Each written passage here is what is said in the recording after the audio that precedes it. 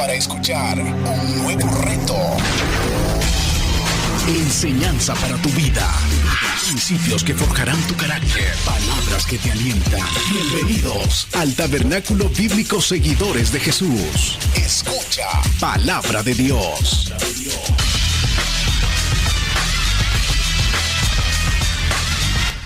Gálatas capítulo 4, y vamos a estar con la ayuda del Señor cerrando este capítulo 4. Vamos a estar en los versículos del 21 al 31.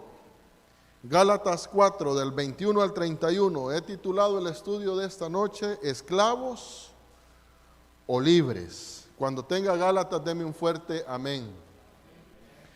Así dice el Señor: decidme, los que queréis estar bajo la ley, ¿no habéis oído la ley? Porque está escrito que Abraham tuvo dos hijos, uno de la esclava, el otro de la libre. Pero el de la esclava nació según la carne, mas el de la libre por la promesa, lo cual es una alegoría, pues estas mujeres son las dos pactos. El uno proviene del monte Sinaí, el cual da hijos para esclavitud, este es Agar, porque Agar es el monte Sinaí en Arabia y corresponde a Jerusalén actual, pues está junto con sus hijos, están en esclavitud. Mas la Jerusalén de arriba, la cual es madre de todos nosotros, es libre, porque está escrito: regocíjate, oh estéril, tú que no das a luz, prorrumpe en júbilo y clama, tú que no tienes dolores de parto, porque más son los hijos de la desolada que de la que tiene marido. Así que, hermanos, nosotros como Isaac somos hijos de la promesa. Pero como entonces el que había nacido según la carne perseguía al que había nacido según el Espíritu, así también ahora. Mas, ¿qué dice la Escritura? Echa fuera la esclava y a su hijo, porque no heredará el hijo de la esclava con el hijo de la libre. De manera, hermanos, que no somos hijos de la esclava, sino de la libre. Vamos a orar. Padre, gracias te damos, Señor. Gracias por tu palabra. Gracias, Señor, por el privilegio que me das de poderme parar una vez más tras este púlpito para predicar tu palabra. Yo reconozco, Señor, que no soy digno de hacer esta labor. Reconozco que no estoy calificado para hacerla. Por eso yo ruego, Señor, que perdones mis pecados y que sea yo solamente un instrumento en tus manos. También, Señor, te ruego por los hermanos acá reunidos y por los amigos y hermanos que han de ver a través de las plataformas digitales, para que prepares su mente, su corazón, que nos des una mente receptiva, un corazón blando, para que juntos esta noche podamos aprender, Señor.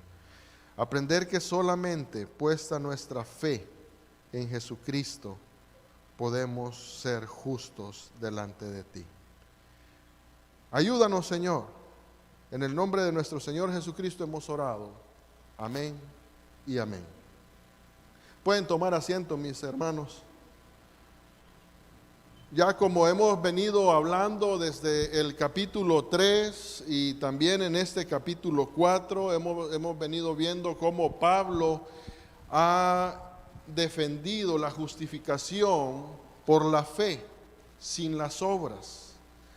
En el capítulo 3 vimos que Pablo presentó 3 argumentos para demostrar a los gálatas que la justificación es solo por fe en Jesús y no por cumplir la ley.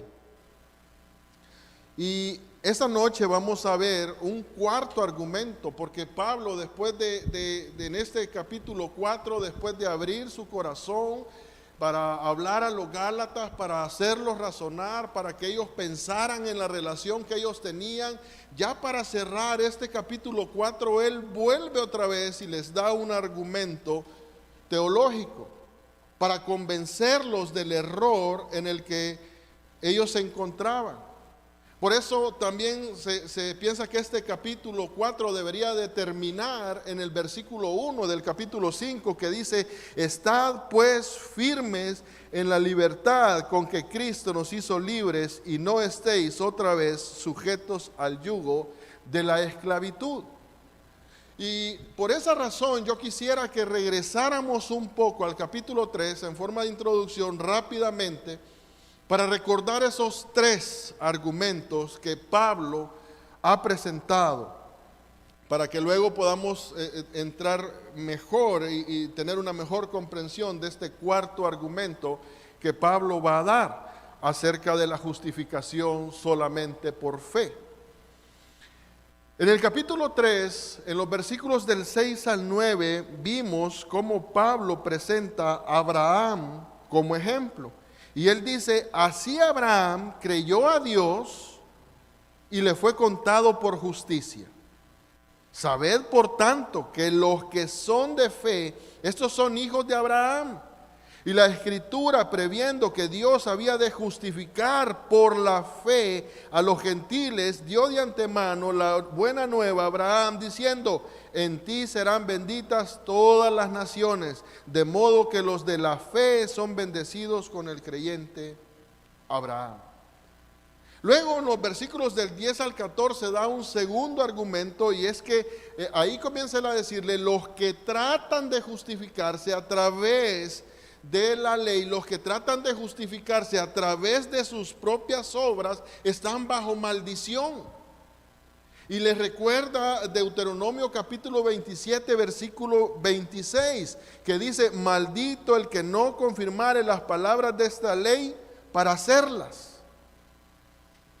Y dirá todo el pueblo: amén. El pueblo dijo: amén. Que así sea, dijo: si nosotros no cumplimos toda la ley, que seamos malditos. Eso quiere decir ese capítulo 27, versículo 26 de Deuteronomio.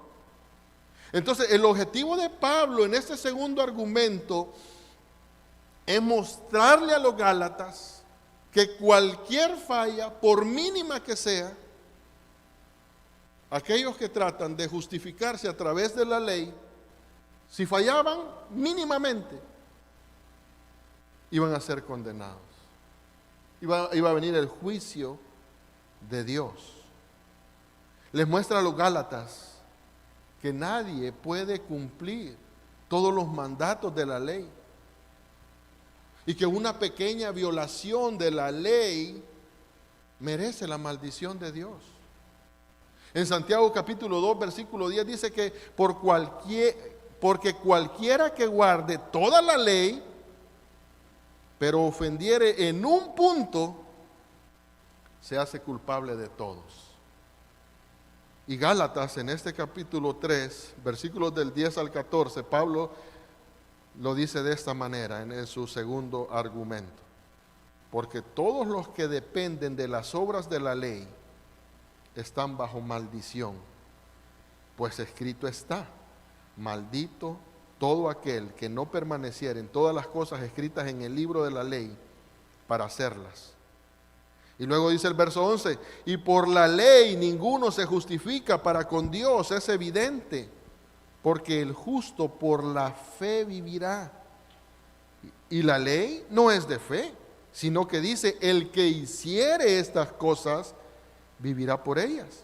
Cristo nos redimió de la maldición de la ley, hecho por nosotros maldición, porque está escrito: maldito todo el que es colgado en un madero, para que en Cristo Jesús la bendición de Abraham alcanzase a los gentiles, a fin de que por la fe recibiésemos la promesa del Espíritu. Y el tercer argumento que Pablo le da a los gálatas es que la justificación por la fe vuelve otra vez a tomar la promesa que Dios le hace a Abraham y a su simiente, en el cual explica claramente aquí en estos versículos del 16 al 18 que esta promesa era a Jesús. Mire lo que dice el versículo 16: ahora bien, a Abraham fueron hechas las promesas y a su simiente. No dice y a las simientes como si hablase de muchos, sino como de uno, y a tu simiente, la cual es Cristo. Esto pues digo, el pacto previamente ratificado por Dios para con Cristo, la ley que vino 430 años después no lo abroga para invalidar la promesa. Porque si la herencia es por la ley, ya no es por la promesa, pero Dios la concedió a Abraham mediante la promesa. En ese capítulo 3, Pablo les presenta 3 argumentos. Comienza presentándoles a Abraham, luego les comienza diciendo: si ustedes, Gálatas, se quieren justificar a través de las obras de la ley, deben de cumplir la ley a cabalidad, sin fallar en ningún punto. Porque si fallan en un punto, son culpables de todos y están bajo maldición. Y luego vuelve otra vez a tomar el ejemplo de Abraham y la promesa que Dios le hace, y esa promesa es aplicada a Cristo. Ahora, en este capítulo 4, él va a cerrar este capítulo 4 y va a dar un cuarto argumento.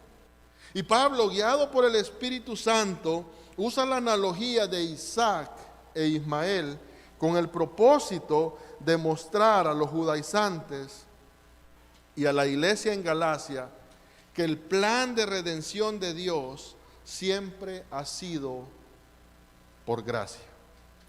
El propósito de la ley nunca fue para salvación.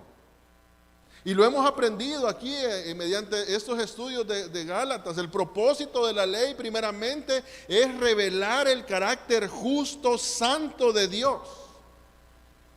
Un segundo propósito de la ley es revelar nuestra mayor necesidad, revelar nuestra pecaminosidad, revelar nuestra incompetencia, que nosotros no podemos cumplir. Y ese segundo punto nos lleva a un tercero. Eso nos revela nuestra mayor necesidad. Es decir, la ley nos conduce a Cristo. Ese era el propósito de la ley. Así que es lo que Pablo ha venido estableciendo en estos capítulos. Y lo que quiere decir a través de este cuarto argumento, mostrando esta analogía de Ismael e Isaac y de Sara y Agar, es que la ley no puede ser el medio de salvación. La ley conduce a un camino de servidumbre espiritual. En esta porción que vamos a estudiar esta noche, vemos que Pablo continúa haciendo un contraste entre la gracia y la ley, entre las obras y la fe. Y lo hace ahora usando esta historia del Antiguo Testamento como una ilustración. Es como si Pablo dijera: bueno, les voy a poner de una manera más fácil, les voy a contar esta historia que todos ustedes ya conocen, para que de esa manera ustedes puedan entender más fácilmente al ver este cuadro que les voy a pintar. Y de esa manera debía de entender mejor la iglesia de Galacia, y por aplicación también nosotros debemos de entender hoy. Porque nosotros, mis hermanos, debemos de tener mucho cuidado. Porque nosotros somos propensos a depositar nuestra confianza en las obras. Esa es la condición del hombre. Somos propensos a querer ganarnos el favor de Dios a través de lo que hacemos. Somos propensos a pensar que porque yo sirvo en esta área, porque yo hago esto, porque yo desde que me levanto, yo lo primero que hago es orar, luego hago mi devocional, después me voy escuchando música cristiana al trabajo, cuando regreso vuelvo a hacer esta rutina, después hago esto otro, después voy a la iglesia, después hago, y todas esas cosas nos pueden llevar a pensar que a través de eso nos podemos ganar el favor de Dios. Y Pablo claramente ha venido diciendo: no es por las obras, es por la fe en Jesús. Es por depositar nuestra confianza en Jesús. Cualquiera que, todo lo que le acabo de mencionar, mi hermano, es bueno. Todo eso es lo que debe de hacer y debe de esforzarse para hacerlo. Pero debe de tener en mente todo el tiempo que ahora usted puede hacer eso porque está en Cristo y el Espíritu Santo es el que le ayuda a poder hacer lo que le agrada a Dios. Pero sin Cristo usted antes no podía. Usted va a una casa de personas que quizás, no sé, solamente tienen una tradición y usted ve las Biblias abiertas en la entrada o en alguna parte de la sala, pero si usted se toma el tiempo y le pasa la mano a esa Biblia, yo le aseguro que está llena de polvo y de telarañas y de muchas cosas, porque solamente está abierta como una tradición, pero no van a la fuente de vida. No van a nutrirse de la palabra. ¿Por qué? Porque el hombre en su estado natural no tiene el deseo, no quiere ni puede. Y nosotros hemos estado ahí. Eso éramos nosotros en otro tiempo. Entonces ahora cuando vemos nosotros algo diferente es porque estamos viendo la obra de Dios en nosotros. Es Dios obrando en nosotros, porque ahora usted tiene el deseo de poder venir a la palabra. En otro tiempo usted no tenía deseos de venir a un culto de día viernes, un estudio bíblico. Y más si está haciendo un poquito de frío. Usted podría decir, no, me quedo dormido. Pero entonces ahora, ¿qué estamos haciendo diferente? Bueno, es Dios quien pone el querer como el hacer en cada uno de nosotros. Y nosotros, mis hermanos, tenemos que tener eso claro. Y a diario debemos de predicarnos el Evangelio, porque esta carne es rebelde y es orgullosa y quiere recibir méritos.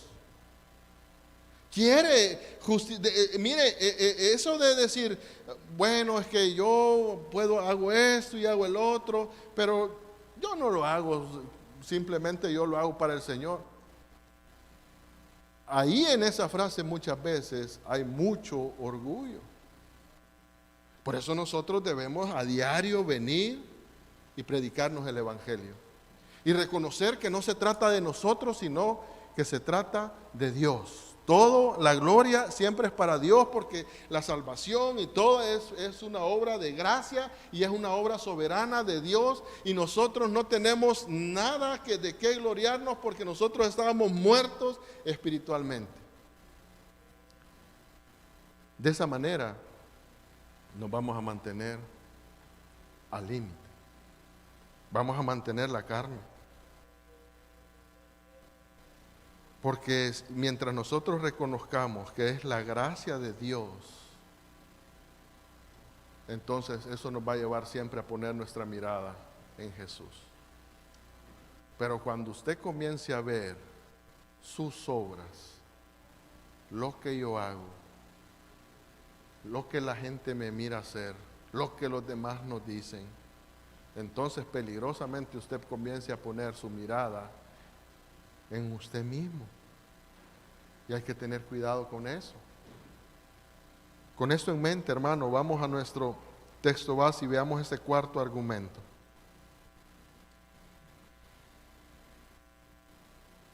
Pablo aquí en el versículo 21 está haciendo como una introducción a la analogía que él quiere presentar, pero fíjense que ahora aquí en esta sección, en esta parte del 21 al 31, no solamente Pablo está escribiendo a la iglesia de Galacia, no solo se está refiriendo a los creyentes en Galacia, sino que ahora también Pablo está incluyendo a los judaizantes. Está incluyendo a los judaizantes y a los creyentes de Galacia. A los que promovían esta falsa enseñanza y a los que habían abrazado estas falsas enseñanzas. Y en Gálatas capítulo 4 versículo 21 les dice: decidme, los que queréis estar bajo la ley, ¿no habéis oído la ley? Es como si el apóstol Pablo les estuviera preguntando, ustedes que quieren vivir bajo la ley, ¿están dispuestos a oír lo que la ley dice en realidad?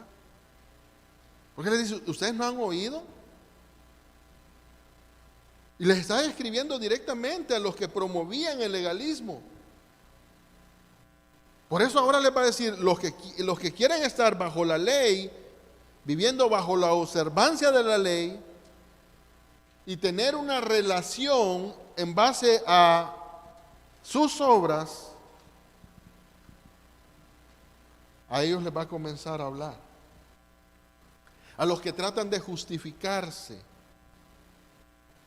a los que están tratando de ver lo que pueden hacer por Dios, porque cuando estos que se tratan de justificar a través de sus obras, es como que están diciendo, yo tengo que hacer todo esto para Dios, mientras que la gracia de Dios, nosotros recibimos, vemos lo que Dios ya ha hecho por nosotros. Bajo la ley, la atención se enfoca en el desempeño del hombre. Y obviamente a la carne eso le agrada. Ver que se desempeña y entonces eso lo hace sentirse bien. ¿Por qué? Porque si es el desempeño del hombre y eso lo enfoca a usted, entonces eso hace al hombre sentirse mejor que el que tiene a la par. Porque yo hago todo esto y el vecino no lo hace. Por eso todas esas obras se enfocan, ponen su atención en el hombre mismo. Mientras que la gracia pone nuestra mirada en lo que Jesús hizo en la cruz del Calvario. Charles Spurgeon dijo, hablando acerca de este texto, el cristiano no tiene por qué vivir bajo la ley. ¿Qué es la ley de Dios ahora? Dice, no está por encima del cristiano, sino que ahora está abajo del cristiano. Algunos hombres sostienen la ley como una vara, y él dice, interroren. Esa palabra interroren quiere decir una vara que infringe o que mete terror. Y él continúa diciendo, como una vara interroren sobre los cristianos, que dice, si pecas, te castigo. Si haces, te doy con ella. La ley, dice luego otra vez, está bajo el cristiano. Y lo que le corresponde es ser su guía y su modelo. De manera que la ley es un camino que te lleva a Cristo. Pero ojo, dice él mismo, ese camino no es el que te impulsa. Y termina la cita. ¿Por qué él dice ese camino no es el que te impulsa? Porque nosotros no podemos ser guiados, mis hermanos, por el miedo. Usted no puede hacer o dejar de hacer por el miedo. Por el miedo a que va a recibir un castigo. Porque muchas veces las personas dicen, ay no, yo voy a ir a la iglesia porque si yo no voy ahora, Dios me puede castigar. Pero Dios no quiere que usted tenga una relación así. Dios quiere que nosotros basemos una relación que nuestra relación debe estar basada en el amor. Es como un matrimonio.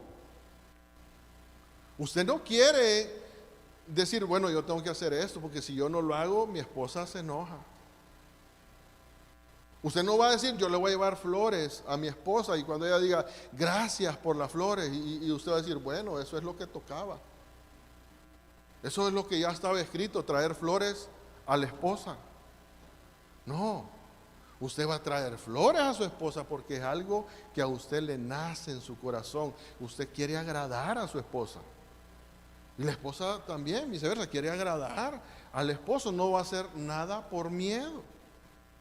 Así que nosotros los cristianos debemos de ser motivados por el amor a Cristo. Dice 2 Corintios capítulo 5, versículos del 14 al 15, voy a leer la traducción lenguaje actual. El amor de Cristo domina nuestras vidas. Sabemos que Él murió por todos y que por lo tanto todos hemos muerto. Así que Cristo murió por nosotros. Ya no debemos vivir más para nosotros mismos, sino para Cristo que murió y resucitó para darnos vida. Cristo murió por nosotros. Entonces, dice el apóstol Pablo, ya no vivamos para nosotros. Vivamos ahora para Cristo. El amor, él comienza diciendo, el amor de Cristo domina nuestra vida. Ese amor es el que lo debe de impulsar a querer apartarse para vivir en santidad. No para ganarse el favor de Dios, sino porque usted ya ha recibido el favor de Dios. Volviendo al capítulo 4, verso 21 de Gálatas, dice, ¿no habéis oído la ley? Recuerda, hermano, que los judaizantes habían utilizado la figura de Abraham como parte de lo que ellos, el argumento que ellos tenían para convencer a los creyentes en Galacia. Y ese argumento era, si quieres ser verdaderamente bendecido como nuestro padre Abraham, tú debes de tener la señal de la adopción, que es la circuncisión. ¿Quieres ser salvo? Debes de circuncidarte y debes de guardar la ley. Y aquí es donde Pablo introduce esta ilustración tomada del Antiguo Testamento para explicar la diferencia entre la ley y la gracia. Y ahora les va a mostrar a los judaizantes y a la iglesia en Galacia que no estaban comprendiendo las escrituras en el Antiguo Testamento. Que quizás las conocían, pero no las entendían. Y dice el versículo 22 al 23, porque está escrito que Abraham tuvo 2 hijos, uno de la esclava, el otro de la libre. Pero el de la esclava nació según la carne, mas el de la libre por la promesa. Aquí comienzan estos versículos dándoles un trasfondo histórico y a la vez hace un contraste entre los 2 hijos de Abraham, Isaac e Ismael. Pablo les recuerda que Abraham fue el progenitor de toda la raza hebrea. Entonces, la confusión de ellos estaba en el pensamiento de que por ser descendientes de Abraham, eso ya garantizaba su salvación. La confianza de ellos estaba, somos descendientes de Abraham. Entonces los judaizantes enseñaban de esa manera. Y de esa manera estaban haciendo retroceder a los creyentes en Galacia. Sin embargo, como lo declaró Juan el Bautista a los fariseos y saduceos, el simple hecho de decir, Abraham tenemos por padre, no los hacía justos delante de Dios. Mire lo que dice Mateo capítulo 3, versículos del 8 al 10. Haced pues frutos dignos de arrepentimiento, y no penséis decir dentro de vosotros mismos, Abraham tenemos por padre, porque yo os digo que Dios puede levantar hijos a Abraham aún de estas piedras. Y ya también el hacha está puesta a la raíz de los árboles. Por tanto, todo árbol que no da buen fruto es cortado y echado en el fuego. Jesús también dijo a otro grupo de judíos incrédulos que el simple hecho de ser descendientes de Abraham no los hacía hijos de Dios. Pero no solamente les dijo eso, sino que también les dijo que el hecho de ser descendientes de Abraham no les impedía que pudieran ser hijos del diablo, igual que los gentiles y que los incrédulos.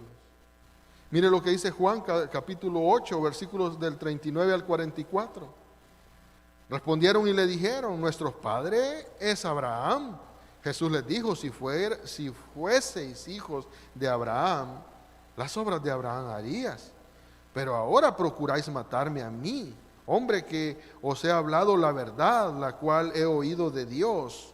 ¿No hizo esto Abraham? Vosotros hacéis las obras de vuestro padre. Entonces le dijeron: nosotros no somos nacidos de fornicación, un padre tenemos que es Dios. Jesús les dijo: si vuestro padre fuese Dios, ciertamente me amaríais, porque yo de Dios he salido y he venido, pues no he venido de mí mismo, sino que Él me envió. ¿Por qué no entendéis mi lenguaje?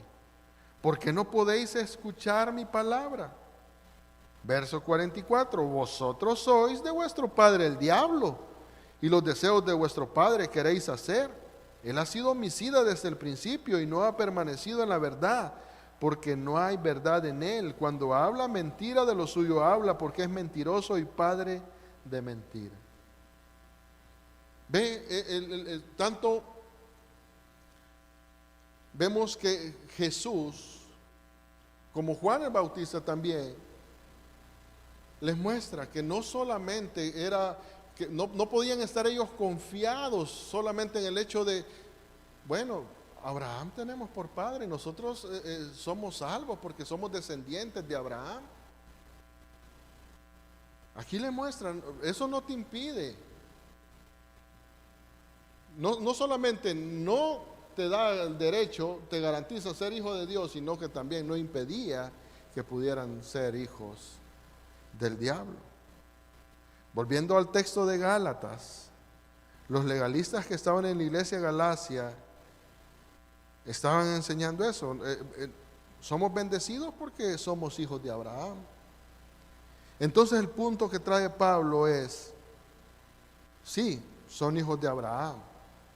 Tienen razón, ustedes son hijos de Abraham, pero no olviden algo. Abraham tuvo 2 hijos. Por eso dice el verso 22, escrito está que Abraham tuvo 2 hijos, uno de la esclava y el otro de la libre. El primer hijo de Abraham se llamó Ismael y no nació de su esposa, sino que de la sirvienta de su esposa, la esclava.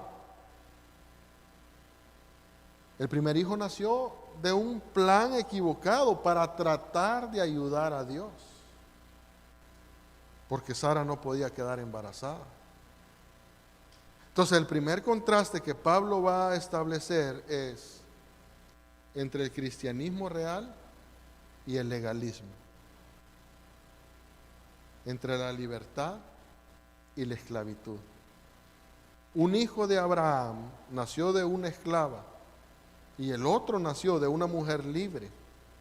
La vida cristiana, mis hermanos, está marcada por la libertad que nosotros recibimos en Cristo.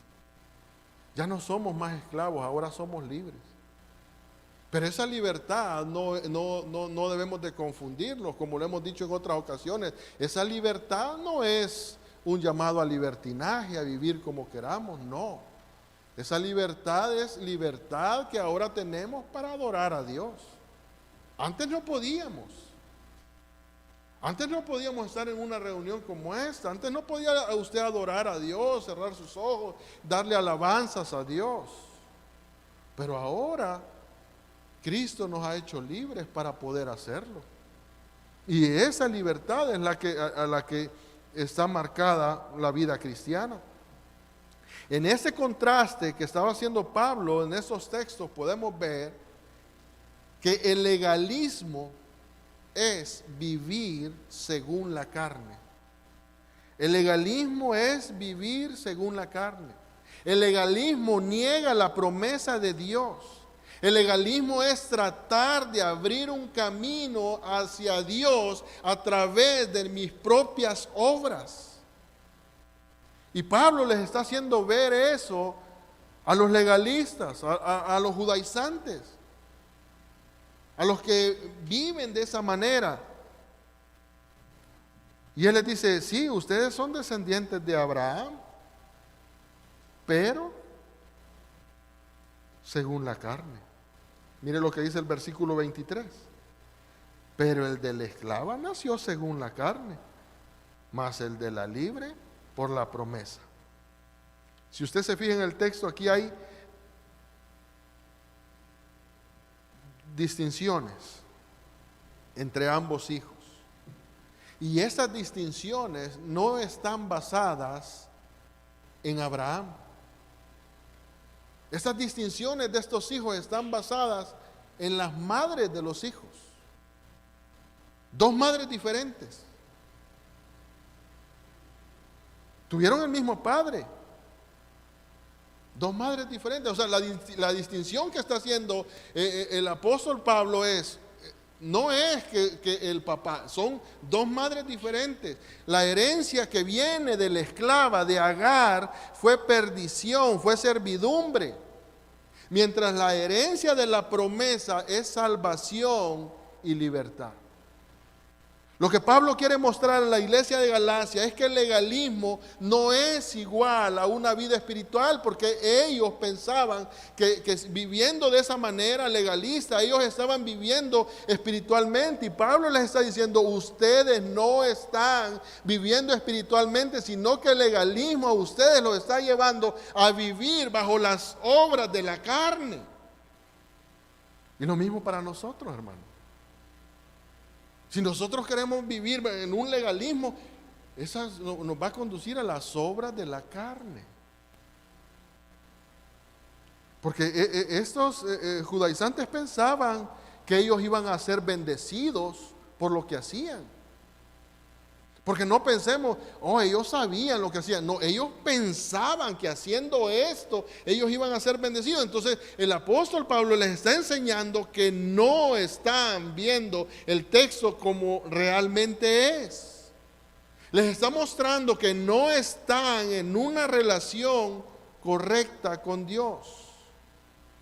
Porque el punto aquí es, si quieres estar en una relación correcta con Dios, debes de depositar tu fe y tu confianza y depender únicamente de la persona de Cristo.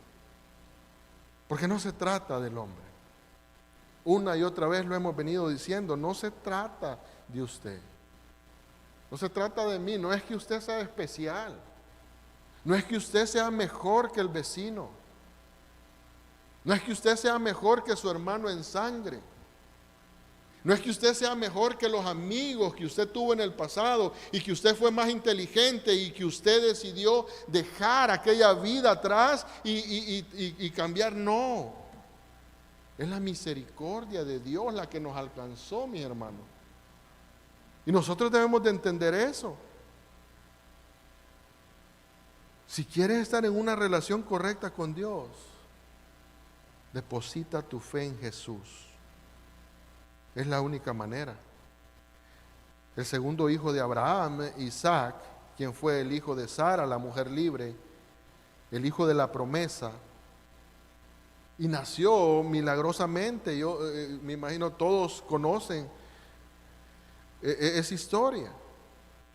Su concepción fue algo sobrenatural, totalmente sobrenatural. Dios intervino milagrosamente para capacitar a Abraham y a Sara a fin de que pudieran procrear un hijo. La edad ya no les daba. Si usted se pone a pensar, ya no les daba. Piensen en esos viejitos que a veces están todavía.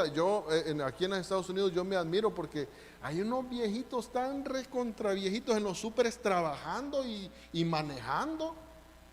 Y allá en nuestros países eso no se da.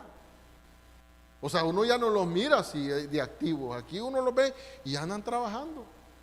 Y andan haciendo. Pues piense en uno de esos viejitos. Y en una así. Y diga usted, bueno, quizás estaba mayor todavía Abraham y Sara. Y piense, ¿podrá ser que puedan procrear un hijo todavía de esa edad?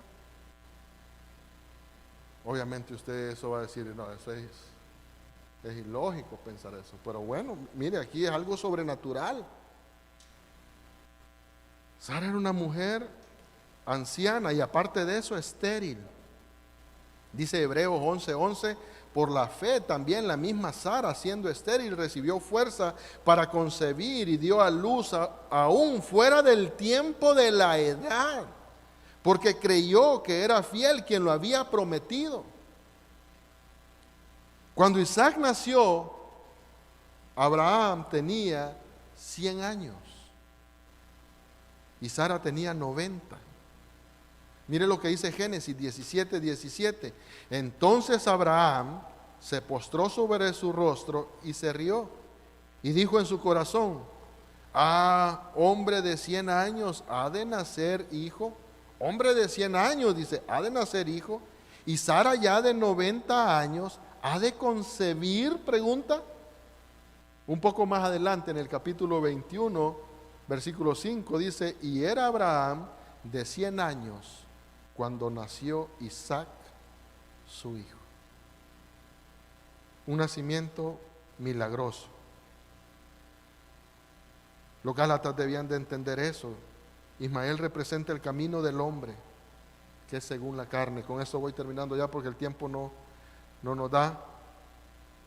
Representa a aquellos que confían en sus propias obras, en sus esfuerzos individuales, en las obras religiosas.